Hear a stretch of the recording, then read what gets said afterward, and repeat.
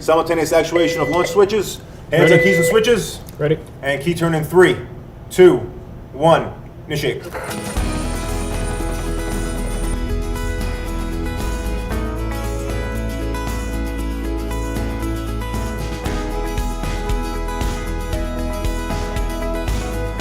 Our mission is basically to defend America with safe, secure, and effective nuclear forces and combat-ready airmen.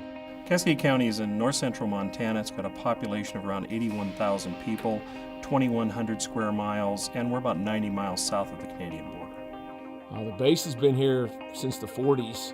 It was a training base for aircraft pilots getting ready to go to war.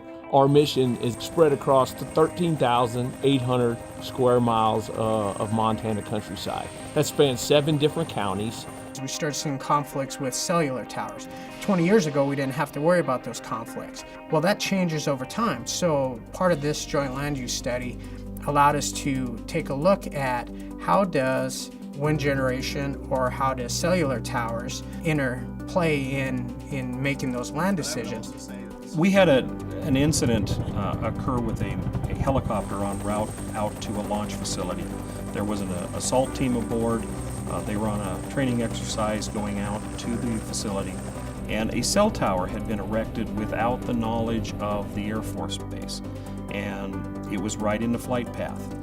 The pilot was able to avoid it. There was no fault or problem, but it raised the issue of how do we make sure that as things are developed, if someone puts in a new cell tower, if there's a new wind farm going on, how do we make sure that the Malmstrom folks understand where it is and can take appropriate actions? And that's kind of where the JLUS started.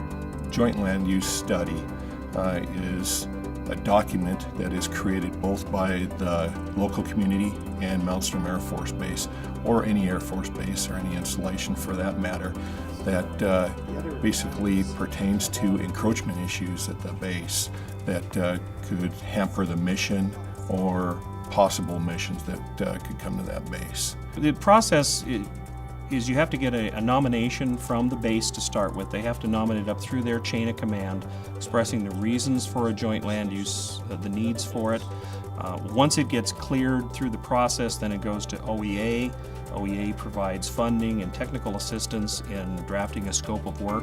It's a partnership. It's a cooperative partnership that you have to keep, with everybody that's in your area of operations in order to keep both of these viable. Communication, I believe, is probably the key factor in it. When you have people that don't know what's going on and people in the dark, that's usually when people are scared. They don't know what's happening. The more we could get out, the more that we talk to people, I think it relaxed nerves, relaxed them a little bit. They were able to basically express their feelings to us. We could answer their questions. The JLUS started having good positive impacts before it was ever even completed. We had a wind developer that wanted to put in a series of wind towers here in Cascade County, and because of the JLUS making us aware of the potential problems that a wind farm could be for Malmstrom, the County Commission required that the developers sit down with Malmstrom and go through their tower placements. And it's a fairly easy process, fairly quick, and that's the nice part about this is it's almost like a one-stop shop for a developer. They can go in, take a look at the plan, take a look at, we've got a map in there that shows our assets to a point. We look at the map with the developer. The map is broken down into 3 areas: a green area, a yellow area, and a red area. If it's in a green area, it means that there's no conflict with Malmstrom's mission, and we can issue a permit as long as they meet the rest of our regulations.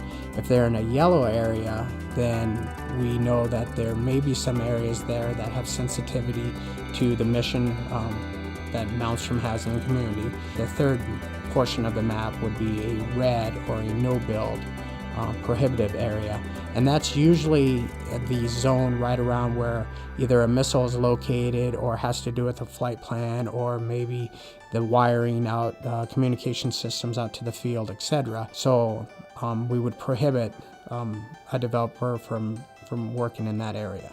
It's not healthy to be dependent on any one segment of the segment, and so the JLUS allowed us the opportunity to determine how we go forward, making sure the base's needs are met, but also where we can develop and grow our community working with the base. I don't see the base and the community as two separate pieces. We have over 500 civilian members, and everyone wants the economic development of the community to be good. The actual study took about 18 months. Then we moved into implementation, and the implementation's ongoing.